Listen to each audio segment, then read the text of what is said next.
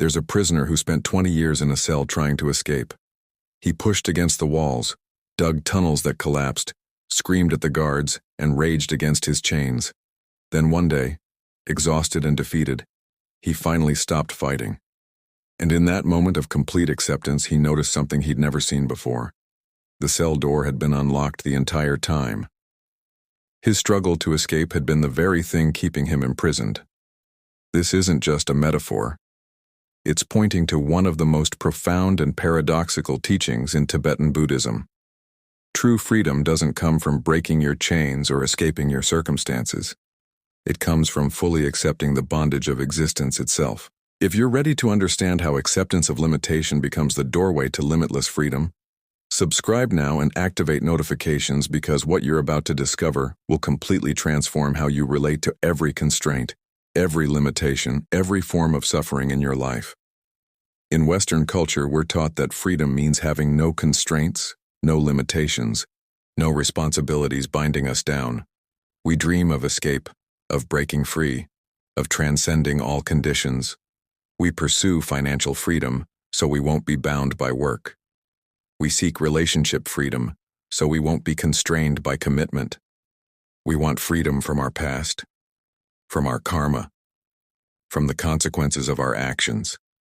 And yet, despite all this striving for freedom, most people feel more trapped than ever, bound by anxiety, stress, unfulfilled desires, and the constant pressure to escape their current circumstances. The Tibetan Buddhist teachings offer a radically different perspective. They teach that the very attempt to escape bondage is what creates bondage, and that genuine liberation comes not from breaking free of conditions, but from fully accepting the conditioned nature of existence itself. This paradox is captured perfectly in the Tibetan teaching of samsara and nirvana being inseparable.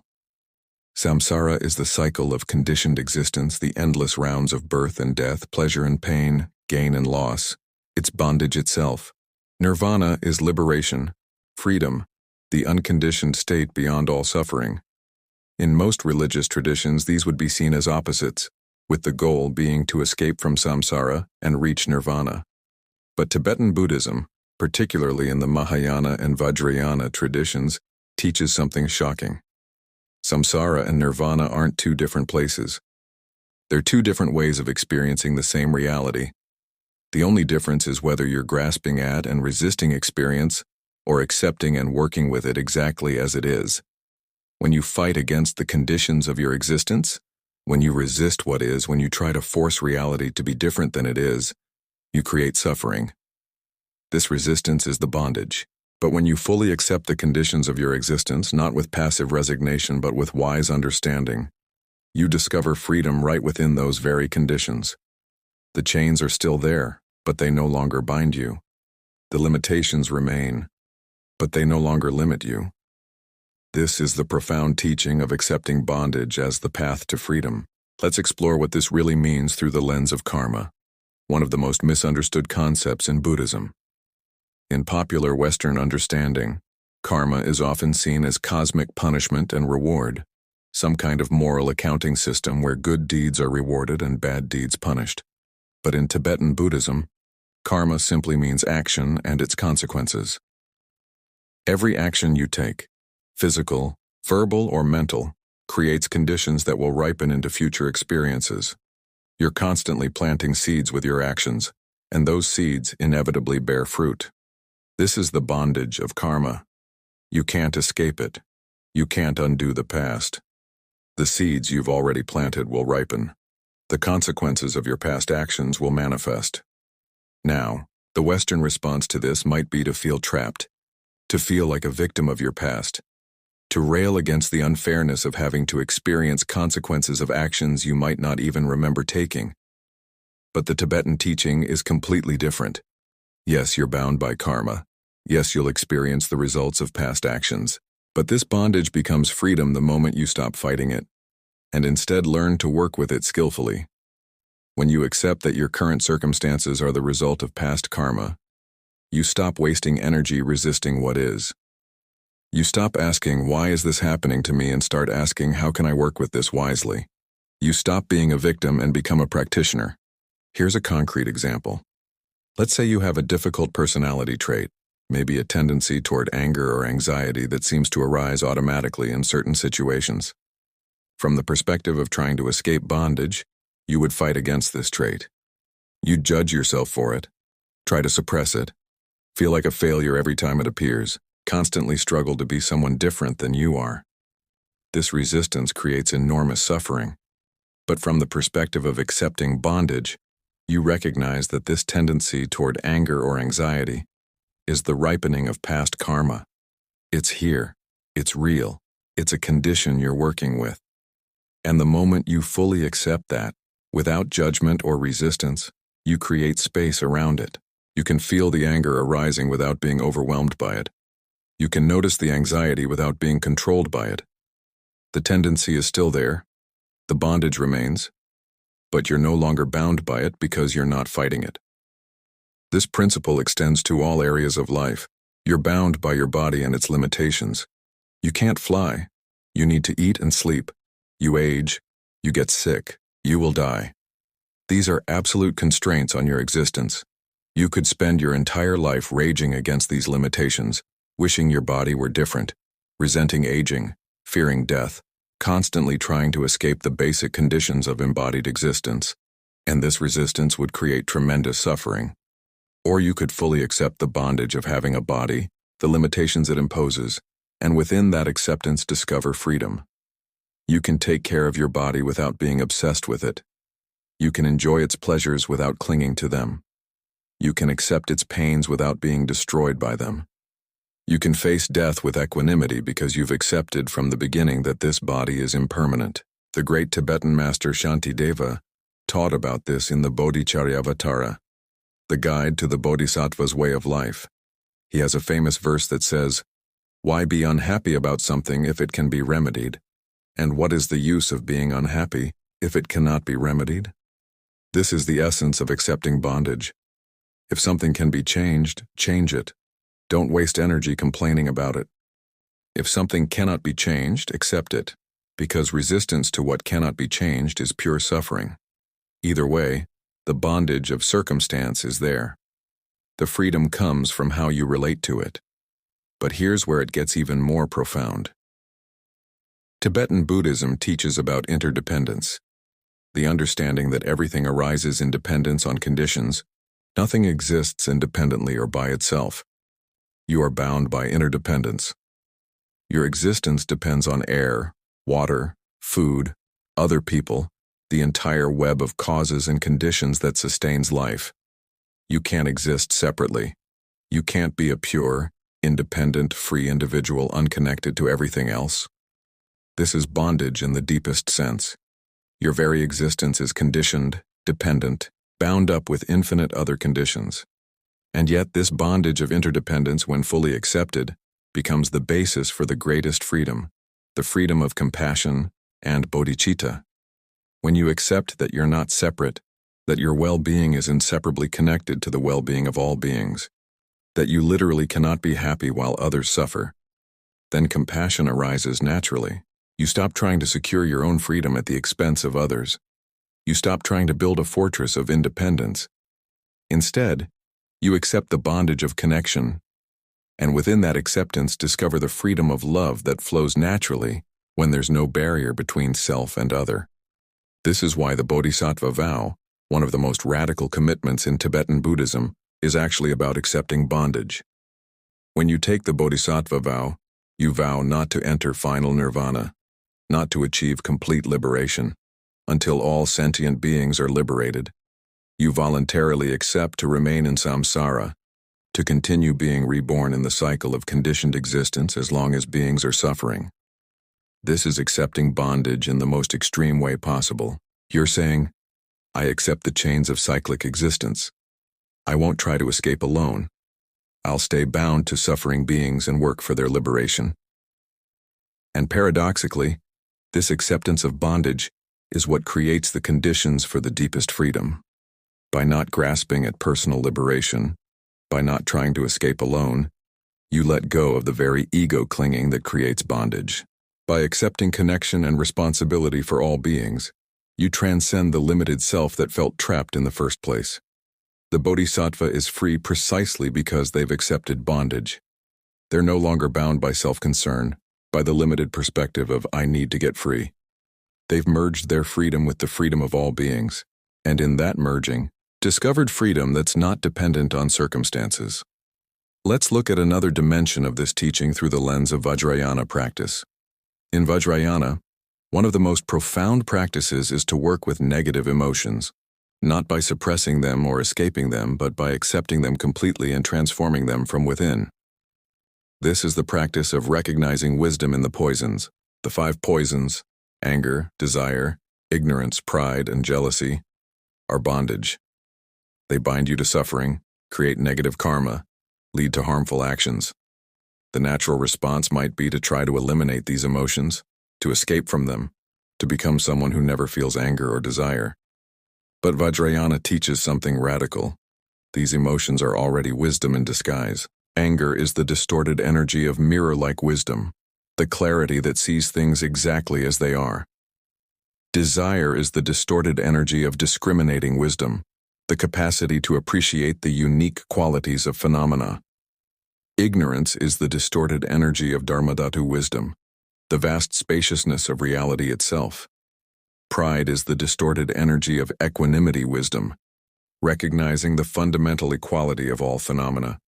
Jealousy is the distorted energy of all-accomplishing wisdom, the natural fulfillment of beneficial activity. The transformation doesn't happen by escaping the emotions. It happens by accepting them so completely that you see their essential nature.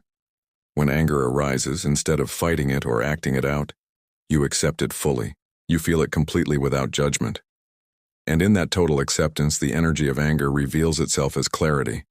The bondage of emotion becomes the freedom of wisdom, not by escaping the emotion, but by going completely into it with acceptance and awareness. This is one of the most practical applications of accepting bondage. Every difficult emotion you experience is bondage in a sense. It constrains your peace, limits your options, binds you to reactivity. But if you approach these emotions with the attitude of trying to escape them, you create additional suffering. You feel bad about feeling bad. You judge yourself for having the emotion. You create a war within yourself. But if you can accept the emotion completely, not by indulging it or acting it out, but by simply being with it without resistance, the emotion itself becomes a teacher. You learn about the nature of mind. You discover space around experience. You find freedom not separate from the emotion, but within the very experience of it. The Tibetan teachings also apply this principle to the concept of vows and commitments. In many spiritual traditions, vows are seen as constraints, limitations on freedom. When you take a vow of celibacy or a vow not to lie or a vow to practice daily meditation, you're binding yourself, limiting your options, constraining your behavior. And from the perspective of conventional freedom, this looks like bondage. Why would you limit yourself? Why would you accept constraints? But in Tibetan Buddhism, vows are understood as expressions of your highest intention. They're not external constraints imposed upon you. They're your own wisdom binding your confusion. When you take a vow, you're saying, I know that in moments of weakness or confusion, I might act in ways that harm myself and others. So I'm accepting the bondage of this commitment to protect myself and others from my own confusion.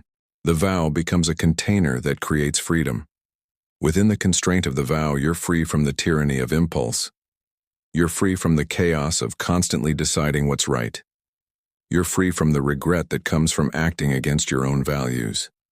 This is similar to how a musician accepts the bondage of scales in music theory.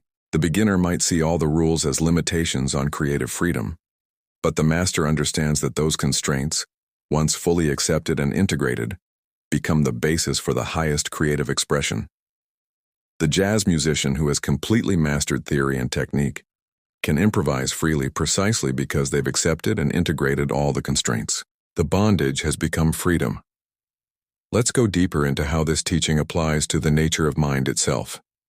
In Dzogchen, the highest teaching in the Nyingma school of Tibetan Buddhism, there's a crucial instruction about the difference between liberation and delusion.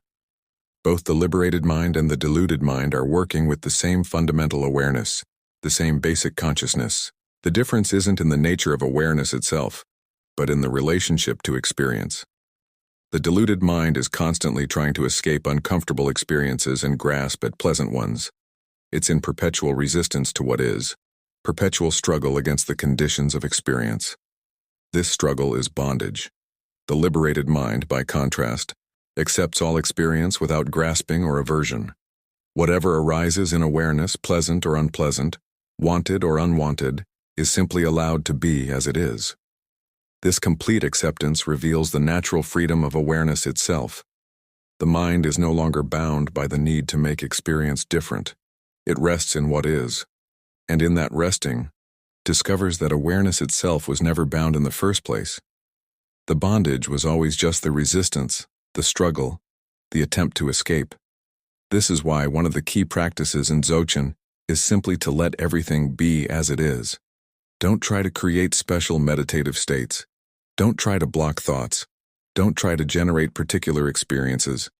Just let whatever is happening happen, and rest in the awareness that knows it's happening. This sounds simple, but it's actually the most radical acceptance possible. You're accepting the complete bondage of having a human mind that produces thoughts, emotions, sensations, all the content of experience. And in that total acceptance, you discover the freedom that was never actually constrained by any of that content. There's a famous story about Tilopa and Naropa that illustrates this teaching perfectly. Naropa was a great scholar, the head of the great monastic university of Nalanda. He had achieved mastery of all the Buddhist philosophical systems. He was free in the conventional sense, respected, accomplished, able to do what he wanted. But he wasn't truly liberated. He went in search of his teacher Tilopa, and when he finally found him, Tilopa gave him 12 years of the most brutal, difficult tasks imaginable. Naropa had to accept complete bondage to his teacher's commands. He had to surrender all his independence, all his freedom of choice, all his comfort. At one point, Tilopa told Naropa to jump off a high building.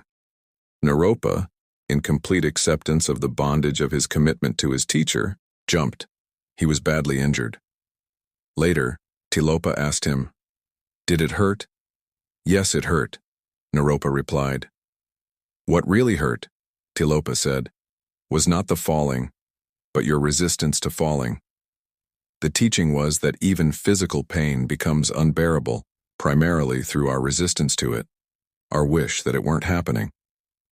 When Naropa finally achieved complete acceptance, when he fully embraced the bondage of his situation without any reservation, without any secret hope of escape, that's when Tilopa hit him with a sandal, and in that moment, Naropa achieved complete liberation. The bondage had served its purpose.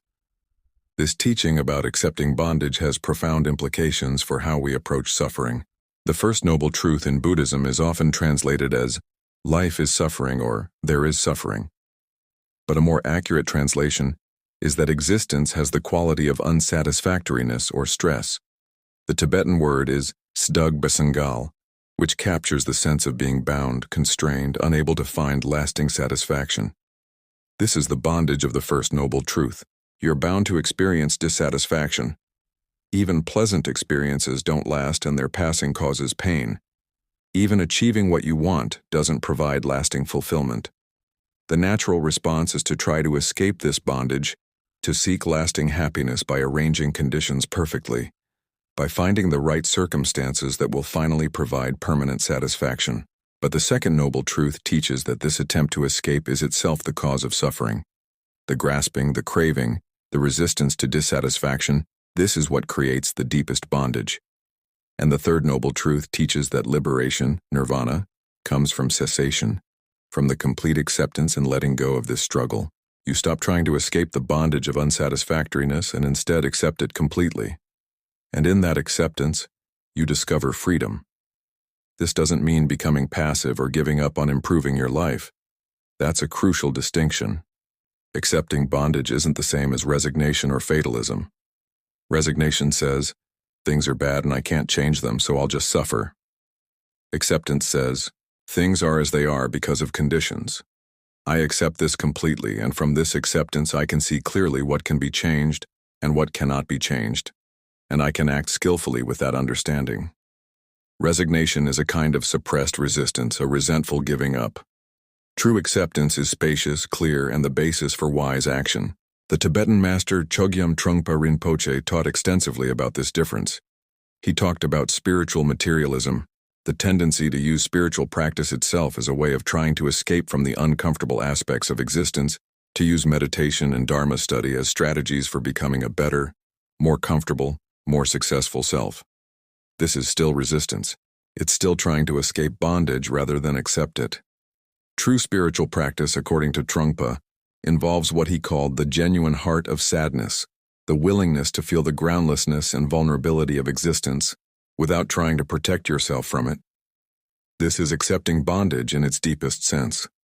When you accept that you don't have solid ground to stand on, that you can't ultimately control life, that everything is impermanent and uncertain, you stop wasting energy trying to create false security. You stop building elaborate defenses against reality. And in that opening, in that vulnerability, you discover authentic presence. You discover the freedom to be fully alive, fully engaged, fully responsive to each moment, because you're not constantly preoccupied with defending yourself against the basic conditions of existence. This teaching also illuminates the practice of Tonglen, taking and sending, one of the most powerful Tibetan Buddhist practices for developing compassion. In Tonglen, you deliberately imagine taking on the suffering of others, breathing in their pain, fear, and negativity, and breathing out happiness, relief, and well-being to them. On the surface, this seems like accepting the ultimate bondage. Why would you willingly take on more suffering? Why would you bind yourself to the pain of others? But practitioners of Tonglen discover something remarkable.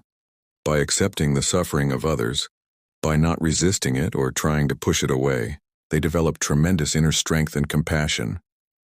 The willingness to be with suffering, to not try to escape it, actually liberates you from the fear of suffering. You realize that suffering is just experience arising in awareness, and awareness can hold it all without being damaged. The more you accept bondage to the suffering of beings, the more freedom you experience. Your heart grows larger. Your capacity to love becomes limitless. The bondage of compassion becomes the freedom of an open heart. Let's look at how this teaching applies to relationships, an area where most people feel profoundly bound. When you enter into a committed relationship, you accept constraints. You bind yourself to another person. You limit your options. You take on responsibilities. From the perspective of conventional freedom, commitment can look like bondage. And many people approach relationships with this underlying resentment of the constraints, the ways that partnership limits their independence. But the Tibetan teachings would suggest that the freedom in relationship comes from fully accepting the bondage of commitment. When you completely accept that you've chosen to be responsible for another person's well-being, that you've limited your freedom for the sake of connection, that you're bound to this person through thick and thin, something miraculous happens. The constant calculation of whether you're getting enough, whether you should leave, whether you could do better elsewhere, all of that exhausting mental activity ceases. You're committed. You've accepted the bondage. And within that acceptance, you discover the freedom to love fully, to trust deeply, to open completely, because you're not holding back, not keeping your options open, not constantly evaluating whether this is worth it. This applies to every form of commitment. To your work, to your spiritual path, to your family, to your community. The bondage of commitment, when fully accepted, becomes the container for the deepest forms of freedom. You're free from the tyranny of unlimited options.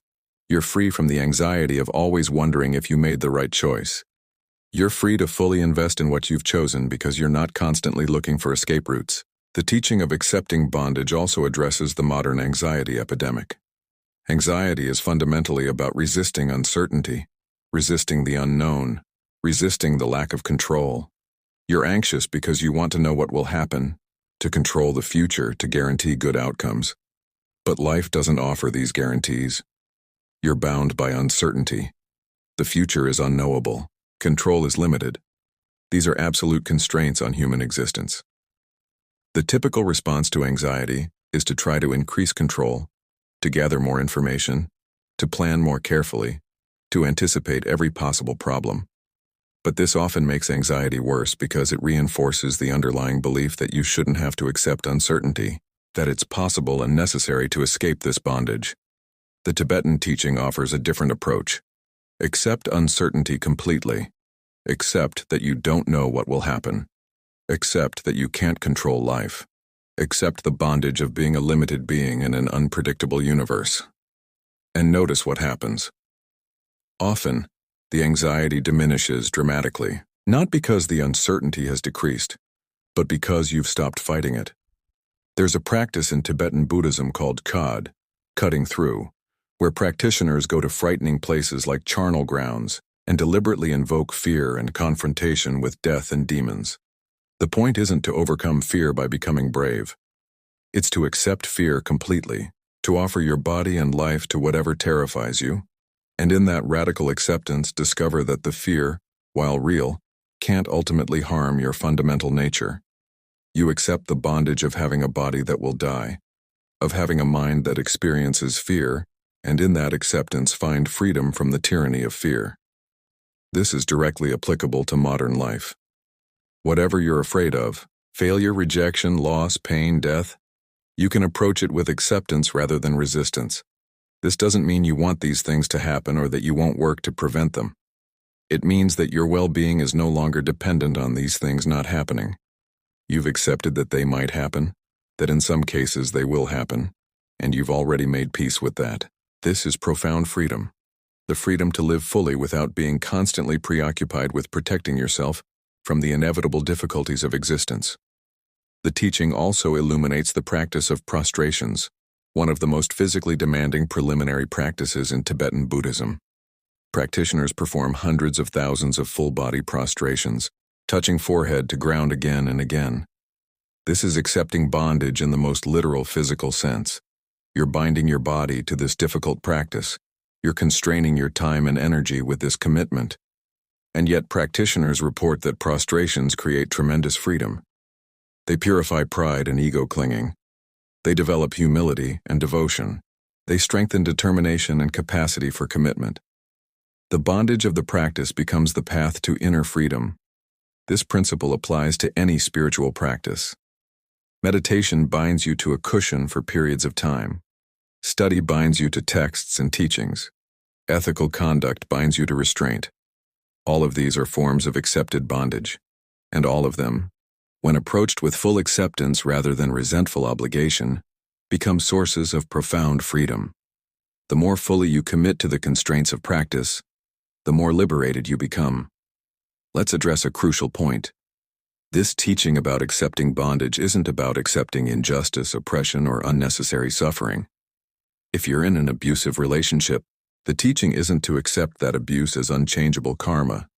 If you're experiencing exploitation or discrimination, the teaching isn't to passively submit. The distinction is between accepting the general conditions of existence, the fundamental constraints that come with being human, and working skillfully to change specific circumstances that can be changed.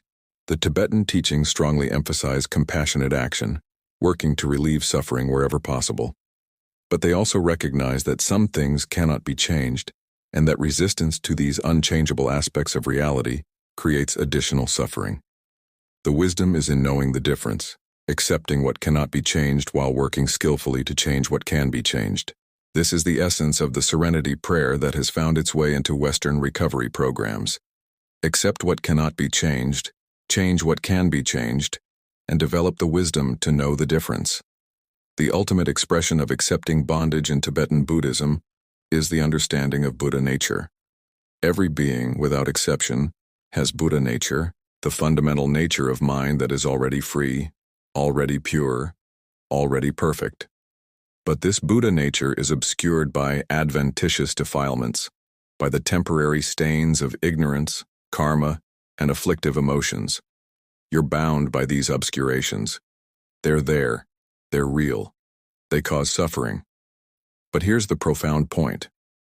Buddha nature isn't something you need to create or achieve. It's already present.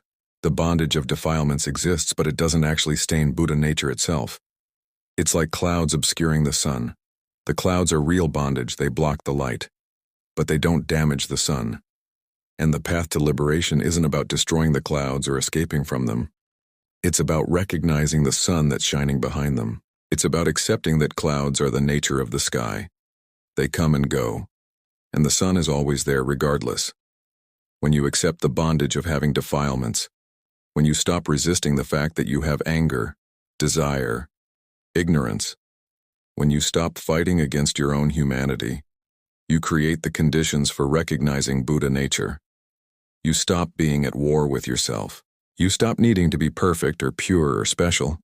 You accept that you're a bound, deluded, suffering being, and in that radical acceptance, the Buddha nature that was there all along becomes obvious. The bondage and the freedom are recognized as inseparable, two aspects of the same reality. This is the final teaching. Freedom and bondage aren't two different states. They're two ways of relating to the same experience. When you resist conditions, you experience bondage. When you accept conditions completely, you experience freedom. But the conditions themselves don't change. What changes is your relationship to them. This is why the great masters can be free even in prison, can be joyful even in poverty, can be at peace even in pain. They've accepted the bondage of circumstances so completely that circumstances no longer bind them. So the invitation of this teaching is to examine where you're resisting life, where you're fighting against conditions, where you're trying to escape from the basic constraints of human existence. What if, instead of fighting, you accepted? What if you completely embraced the limitations, the karma, the uncertainty, the impermanence, the interdependence, all of it? Not with resignation, but with wisdom. Not with defeat, but with understanding. Not with collapse, but with strength. This acceptance isn't passive. It's not giving up. It's actually the most empowered stance possible, because you're no longer wasting energy on futile resistance. You're working with reality as it is, not as you wish it were. You're responding skillfully to conditions rather than reactively fighting them. You're free to act because you're not bound by the need to make reality different before you can be at peace. Every constraint in your life, every limitation, every form of bondage can become a doorway to freedom if you can shift from resistance to acceptance. The difficult relationship becomes a practice ground for patience and compassion. The physical limitation becomes an opportunity to accept impermanence. The karmic pattern becomes a chance to develop wisdom. The commitment becomes a container for depth and growth. The suffering becomes a teacher of the nature of reality. This is the profound paradox at the heart of Tibetan Buddhism. You're bound by karma, bound by interdependence, bound by the conditions of samsara. And these bindings are real. They're not illusions to be seen through or obstacles to be overcome. They're the actual fabric of your existence. But when you stop fighting them, when you accept them completely, they cease to be bondage. They become the very path to liberation. The chains remain, but they no longer bind. The prison remains, but you're no longer trapped. Freedom comes not from breaking free, but from fully accepting that you're bound. Have you experienced this paradox in your own life? Have you found freedom through accepting limitation? Have you discovered peace through embracing what you cannot change? Share your experience in the comments below because your insight helps others recognize their own path to freedom. Through acceptance. If this teaching resonates with you, if you want to explore more profound paradoxes and practices of Tibetan Buddhism, subscribe to this channel and activate notifications. We're building a community of people willing to embrace the full reality of existence, bondage and freedom together. And if you know someone struggling against their circumstances, someone fighting reality, someone exhausted by trying to escape, share this video with them. This teaching has the power to transform suffering into wisdom and bondage into liberation. Thank you for being present with these profound teachings. May all beings accept what is. May all beings find freedom within limitation. May all beings recognize the inseparability of bondage and liberation.